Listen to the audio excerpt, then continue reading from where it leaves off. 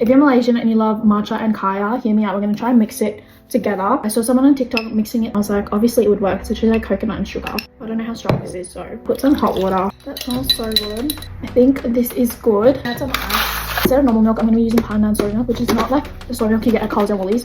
You have to go to the Asian grocer to get this, but it tastes so much better. Oh my god, this smells so good. I ran out of my normal matcha, so I'm using the one from Coles. It's that one, but it's pretty good. Look at the color.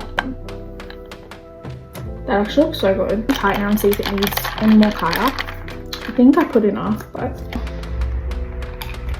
oh my god, I'm telling you, this, the pandan flavor is actually super strong.